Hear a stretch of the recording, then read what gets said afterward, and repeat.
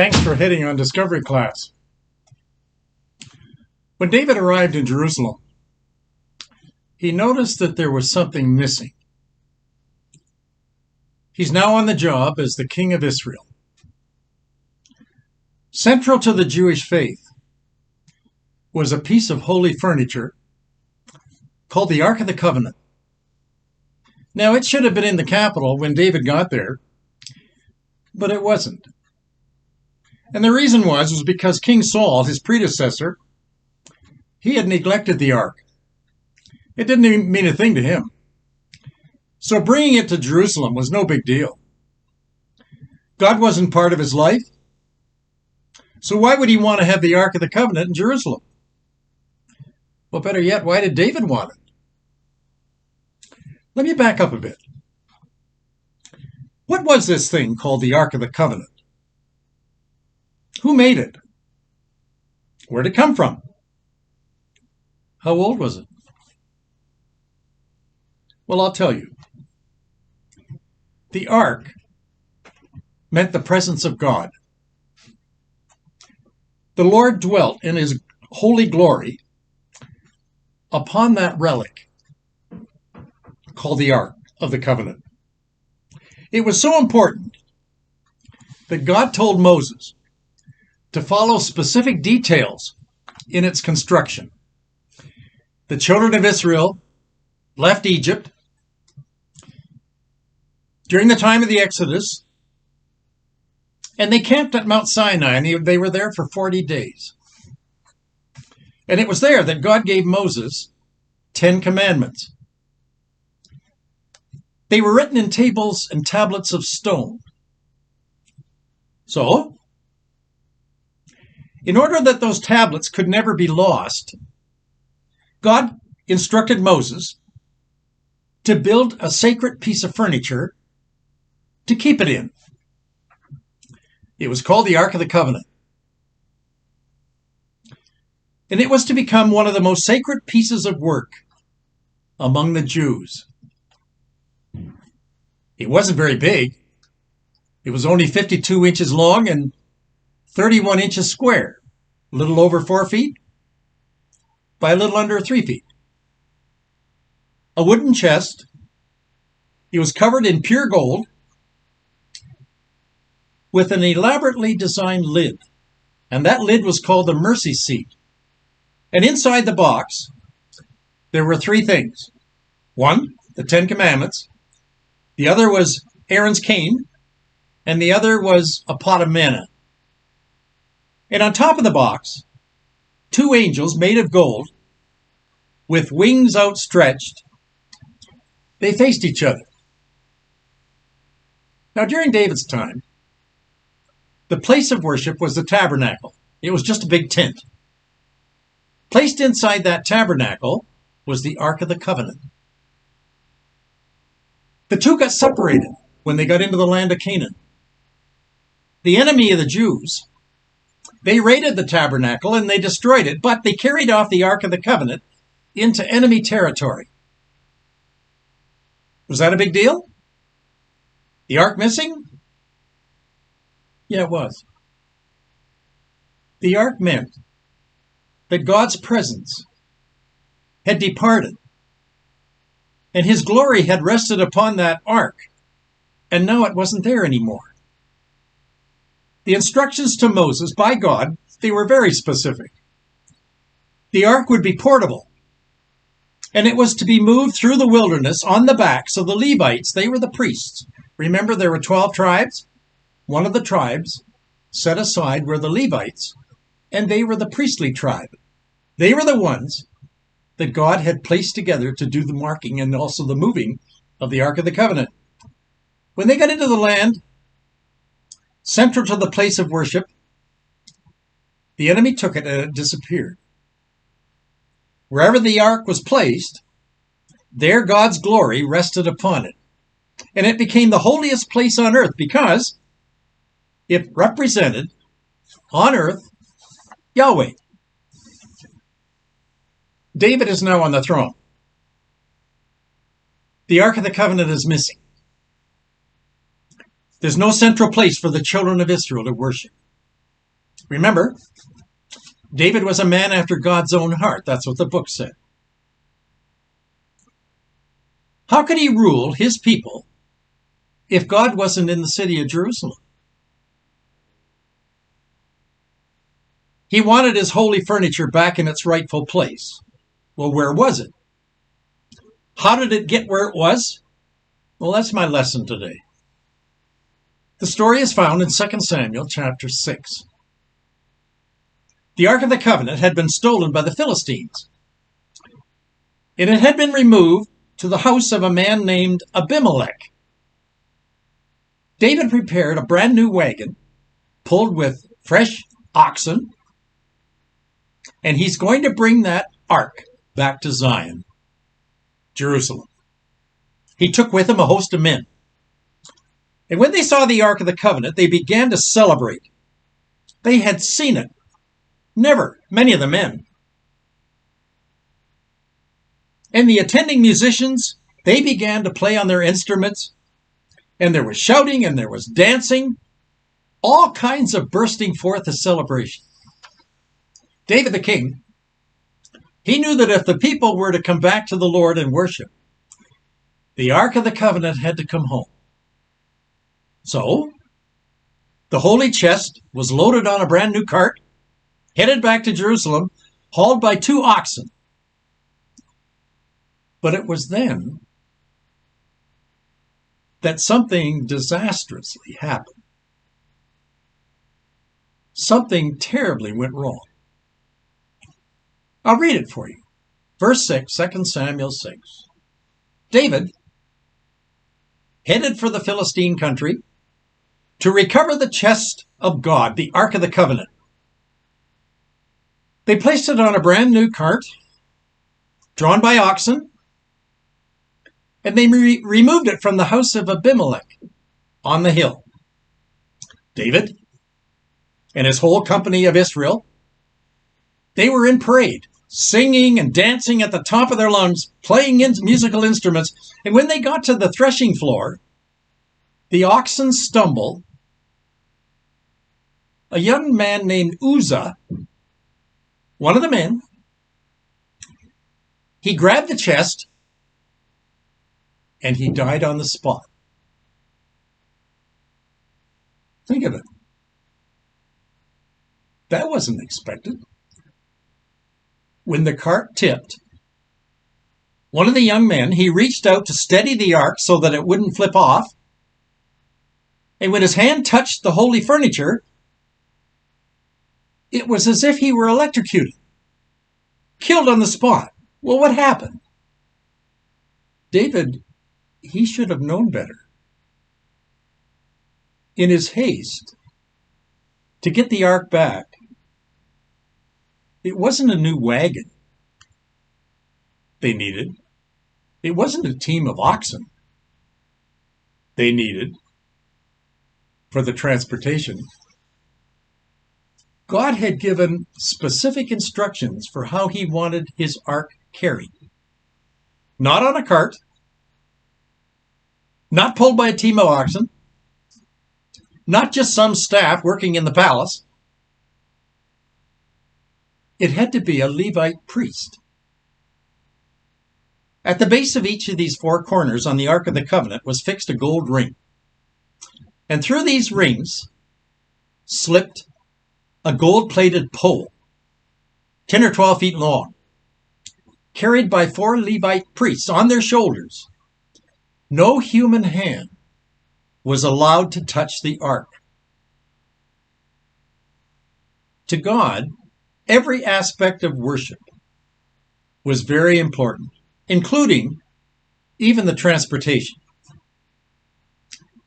Well, what's the way to get home the quickest way? David, he probably thought a shortcut. I'll get a new cart, I'll get some oxen. Back it comes. But wait. You knew that God had chosen Levites, not oxen. Priests, not a new cart.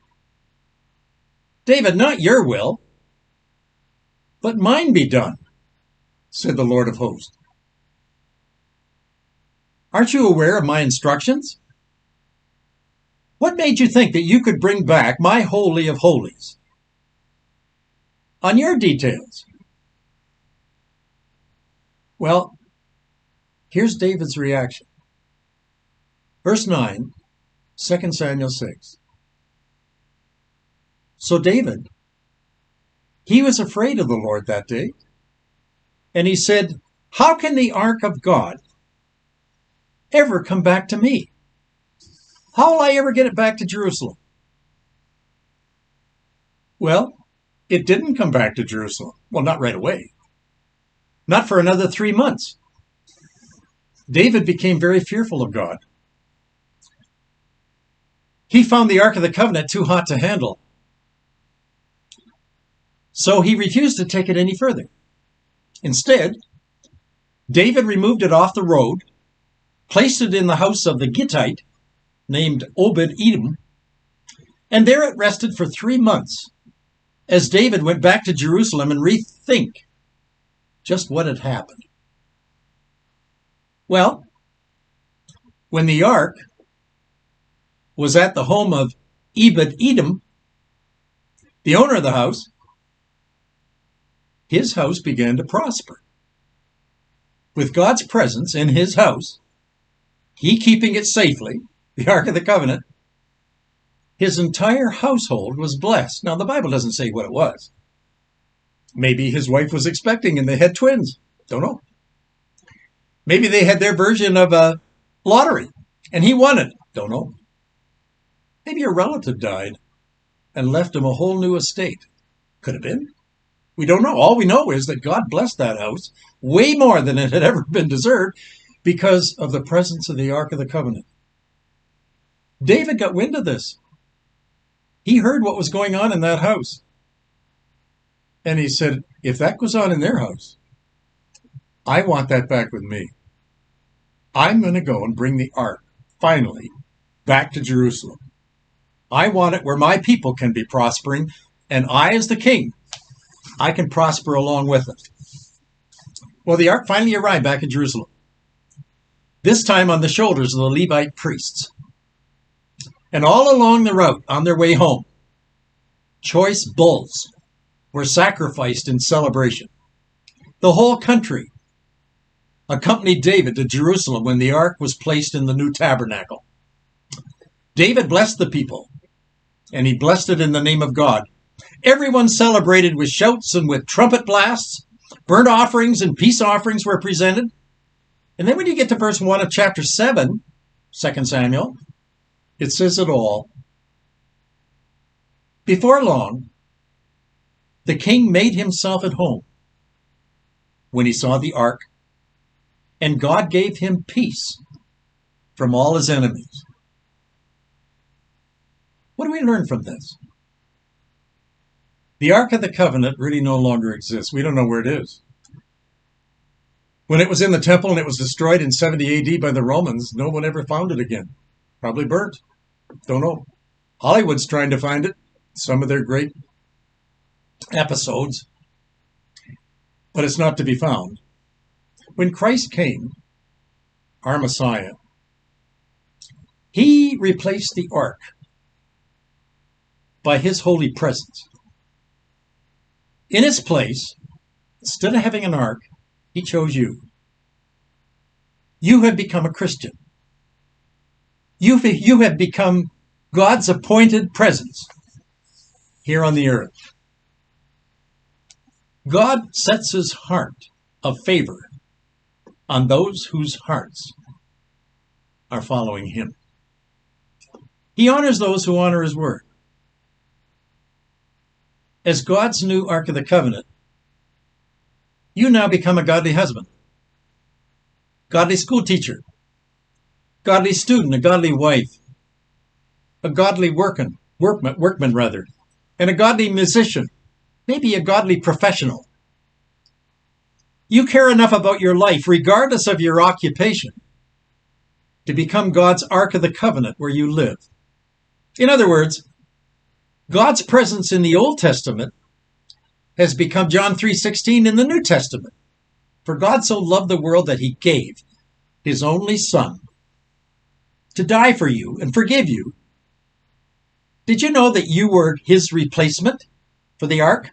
Forgiveness. You know how to forgive. For showcasing the 10 Commandments. We live in a world where there aren't many commandments followed anymore. And also by living by manna. That's God's word. That's what the book is all about. Let me give you a modern day illustration of the Ark of the Covenant. Lewis Laws, he was a prison warden at the Sing Sing Federal Prison in 1921. That penitentiary was located on the east bank of the Hudson River, 30 miles north of New York City. And the prison was one of the largest in the country with 1,700 inmates. It contained an execution chamber with an electric chair. It was called Old Sparky. Sing Sing got its name from a local Indian tribe because their little village was called Sing Sing. The inmates incarcerated in that prison were the worst in the country. Most sentences were for life. They were murderers, they were crime bosses, serial killers, traitors, bank robbers, pedophiles, child kidnappers.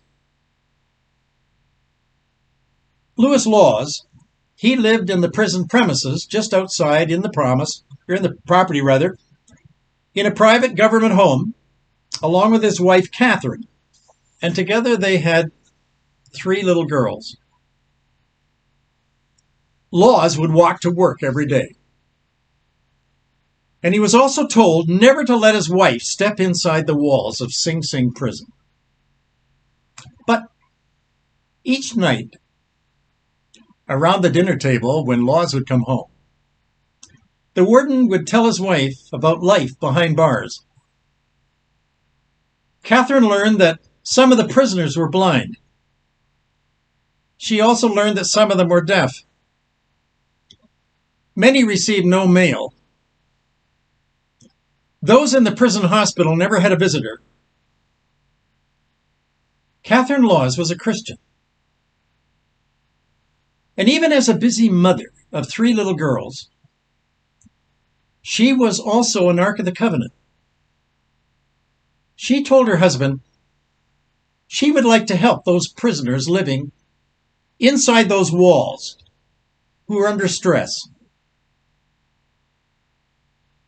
Lewis Laws, the warden, he let his wife enter the prison, only as a visitor to those prisoners.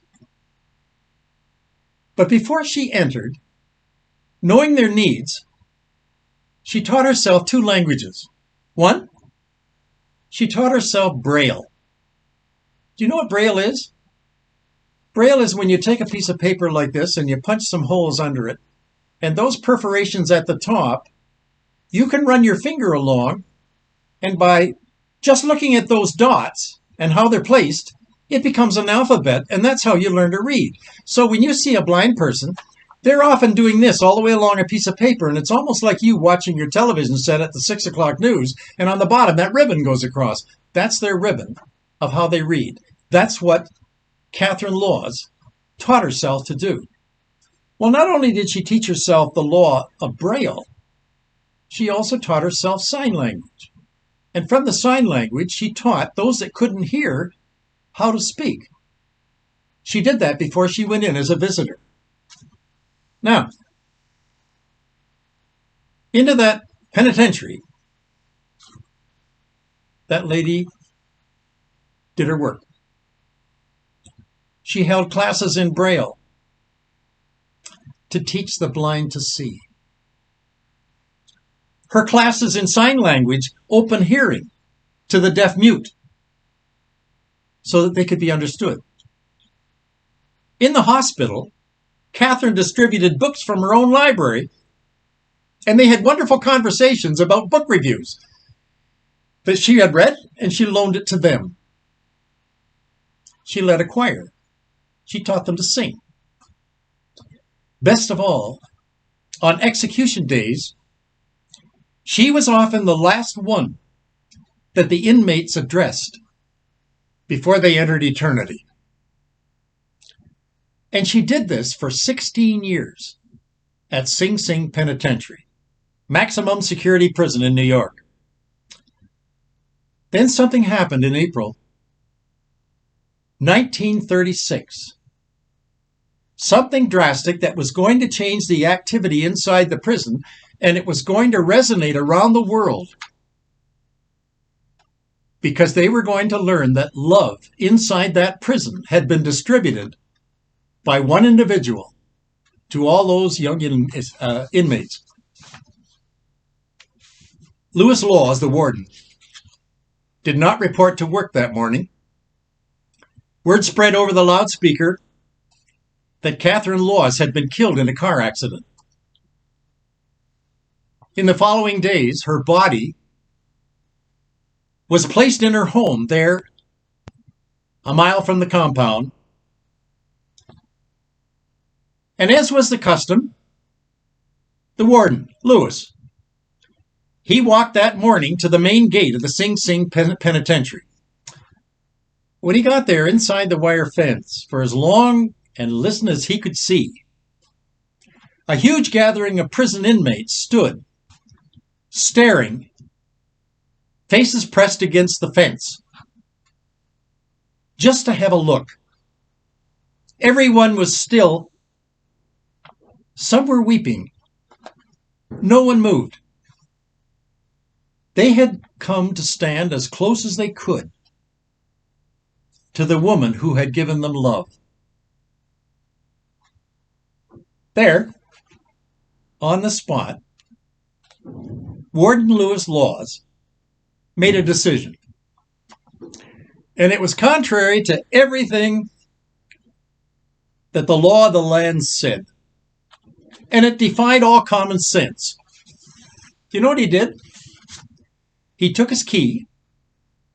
He went over to the big padlock on the main gate. He opened the gate. And he turned and he faced the prisoners with a loud voice, and he shouted this: "Men, all right. I want you to walk down to the house if you want. You will find Catherine in the living room. You can say goodbye.